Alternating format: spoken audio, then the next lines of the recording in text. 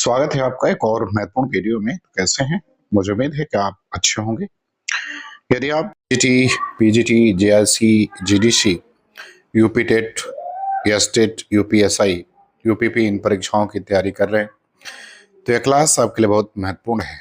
यदि आप चैनल को पहली बार देख रहे हैं तो इसको सब्सक्राइब कर लें। यदि आपने सब्सक्राइब किया है तो आप वीडियो को लाइक जरूर करें और साथ ही साथ थे अपने दोस्तों मित्रों में जो कि किसी भी परीक्षा की तैयारी कर रहे हैं, किसी एक दिवसीय परीक्षा की तैयारी कर रहे हैं जिसमें हिंदी व्याकरण से संबंधित सवाल पूछे जाते हैं, तो उन्हें आप शेयर जरूर करें। तो चलिए शुरू करते हैं आज की क्लास। पहला सवाल देखते हैं। पहला सवाल क्या कह रहा है? पहला सवाल कह रहा है कि अनिश्चयवाचक सर्वनाम कोई शब्द का अपादान बहुवचन है। ये आपको बताना है। ए करक किन्हीं से, बी करक किसी से, सी करक किसी को और डी करक किसमें। जिसका सही उत्तर क्या होगा वो आपको क्या करना है, वो बताना है। तो इसका सही उत्तर विकल्प ए हो जाएगा, किन्हीं से। दूसरे सवाल पर आते हैं। कह रहे हैं कि निजवाचक सर्वनाम आप शब्द का करण बहुवचन क्या होगा, ये आपको बताना है। ए अपनों से, बी अपने में, सी अपना और डी आपने। तो दूसरे सवाल का उत्तर जो है वो आपको क्या करना है, वो बताना है। तो इसका हो जाएगा अपनों से, अर्थात विकल्प ए जो है इसका उत्तर क्या होगा, वो सही होगा। तीसरे सवाल पर आते हैं। कौन शब्द के सर्वनाम के रूप में प्रयोग होता है? ए निजवाचक, बी निश्चयवाचक, सी प्रश्नवाचक और डी कह रहा है कि पुरुषवाचक। तो आपको तीसरे प्रश्न का उत्तर बताना है कि कौन शब्द जो है वो किस सर्वनाम के रूप में प्रयोग होता है। तो इसका प्रयोग जो है वो प्रश्नवाचक सर्वनाम के रूप में होता है। विकल्प सी इसका उत्तर क्या होगा, वो सही होगा। चौथे सवाल पर आते हैं। कह रहा है कि वह आप ही चिल्लाता है, इस वाक्य में आपका प्रयोग हुआ है, ये आपको बताना है।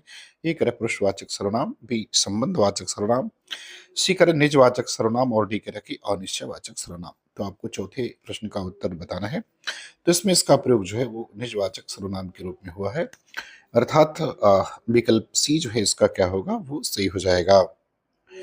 सवाल नंबर 5 पर आते हैं। 5 नंबर सवाल में कह रहे हैं कि जिन सर्वनाम का प्रयोग करता है वक्ता अपने सामने वाले के लिए करता है वह पुरुषवाचक कहलाता है।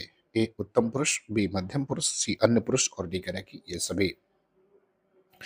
तो ये क्या कह रहे हैं, पहले प्रश्न को समझिए। प्रश्न में कह रहा है कि जिस सर्वनाम का प्रयोग करता व्यक्ता अपने सामने वाले के लिए करता है उसे हम क्या कहेंगे, तो उसे हम मध्यम पुरुष कहते हैं, अर्थात विकल्प बी इसका उत्तर क्या होगा, वो करेक्ट आंसर हो जाएगा। छठवीं सवाल पर आते हैं। कह रहे कि जिन शब्दों से कार्य का होना या किया जाना पाया जाए वो शब्द क्या कहलाएंगे। ए कह रहे क्रिया, बी सर्वनाम, सी संज्ञा और डी कह रहा है विशेषण। तो जिन शब्दों से किसी कार्य का करना या होना पाया जाता है उसे क्रिया कहते हैं। विकल्प ए उत्तर इसका सही होगा। सातवीं सवाल पर आते हैं। करें कर्म के आधार पर क्रिया के प्रमुख भेद हैं, ये आपको बताना है। कर्म के आधार पर क्रिया कितनी प्रकार की होती है, ये आपको बताना है। ए कह रहा है 2, बी 3, सी 4 और डी कह रहा है कि 5। तो कर्म के आधार पर क्रिया जो है वो दो प्रकार की होती है, एक अकर्मक और एक सकर्मक। तो विकल्प ए उत्तर सही होगा। 8 नंबर सवाल पर आते हैं। कह रहे प्रयोग के आधार पर क्रियापदों के रूप हैं। ए कह रहे 4, बी 3, सी 5 और डी कह रहा है कि 2। तो आपको ये बताना है कि प्रयोग के आधार पर क्रियापदों के रूप जो है वो कितने होते हैं। तो ये होते हैं 5, अर्थात विकल्प सी उत्तर इसका जो है वो क्या होगा, वो सही हो जाएगा। सवाल नंबर 9 पर आते हैं। 9 नंबर सवाल में कह रहे हैं कि क्रिया का ऐसा पद जिसमें कर्ता और कर्म दोनों का प्रयोग होता है उसे हम क्या कहते हैं। ए कह रहे सकर्मक क्रिया, बी अकर्मक क्रिया, सी कह रहे कि ए और बी दोनों और डी कह रहे कि इनमें से कोई नहीं। तो आपको ये बताना है कि क्रिया का ऐसा पद जिसमें कर्ता और कर्म दोनों का प्रयोग होता है तो उसे हम सकर्मक कहते हैं। विकल्प ए उत्तर इसका जो है वो करेक्ट हो जाएगा। सवाल नंबर 10 पर आते हैं। 10 नंबर सवाल में कह रहा है कि बालिका हंसती है, इस वाक्य में हंसती क्रिया कैसी है, ये आपको बताना है। ये कह रहा है स्वकर्मक क्रिया, बी कह रहा है अकर्मक क्रिया, डी और बी ये है, बी कह रहा है कि अकर्मक क्रिया, सी कह रहा है कि सामान्य क्रिया और डी कह रहा है कि ये सभी।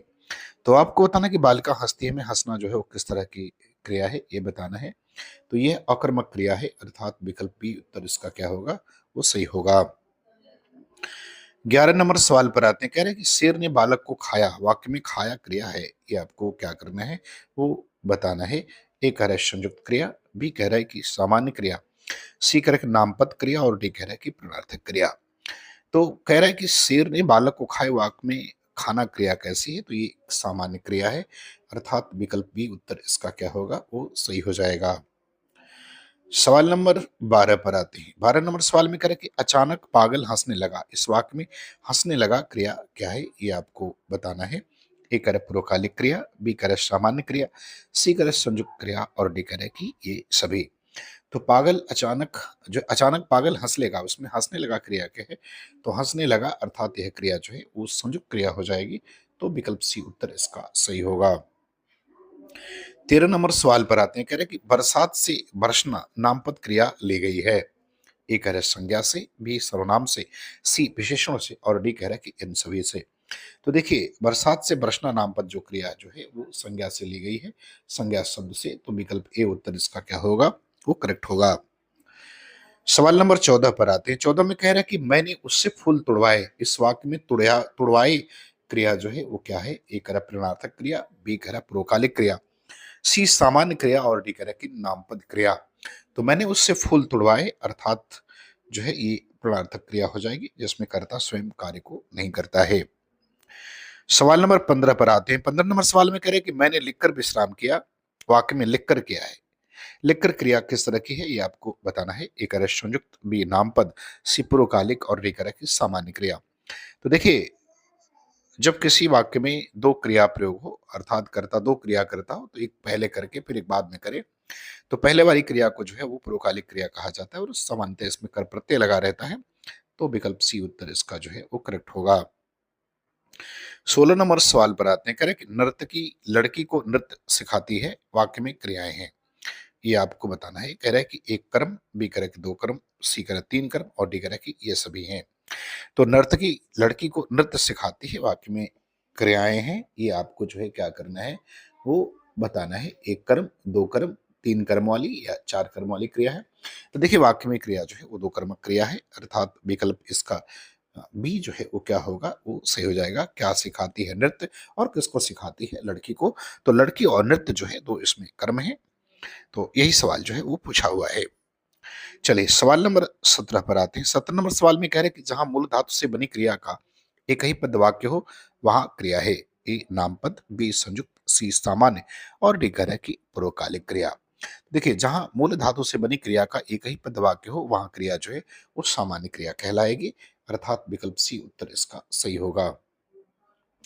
सवाल नंबर 18 पर आते हैं। कह रहा है कि भगोड़ा से भागना नामपद क्रिया है। ए कह रहा है संज्ञा शब्द से, बी विशेषण से, सी सर्वनाम से और डी कह रहा है कि ये सभी। तो देखिए, भगोड़ा से भागना जो है वो विशेषण से बना हुआ है, अर्थात विकल्प बी जो है वो सही हो जाएगा।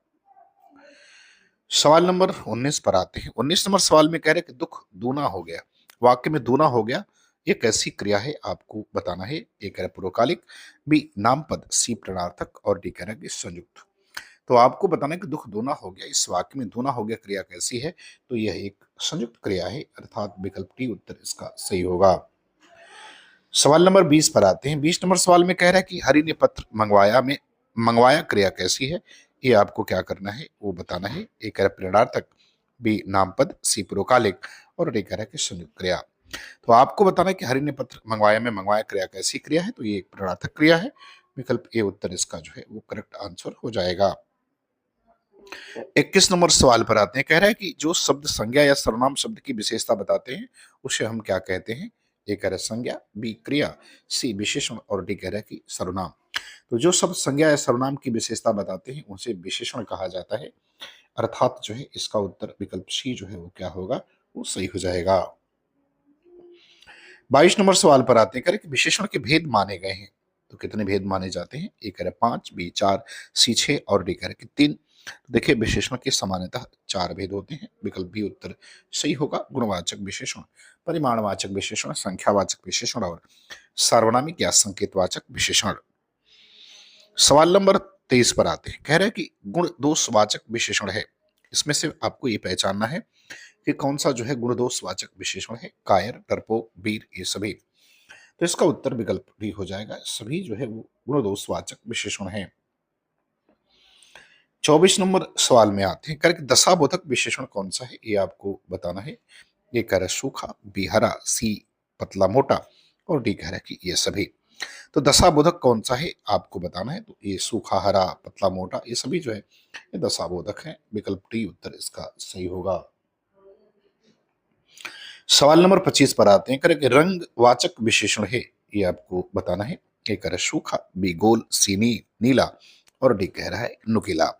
तो रंगवाचक जो विशेषण है वो आपको क्या करना है, वो आपको बताना है किसमें कौन सा जो है वो रंगवाचक विशेषण है। तो आपका विकल्प सी सही हो जाएगा। नीला जो है वो रंगवाचक विशेषण है।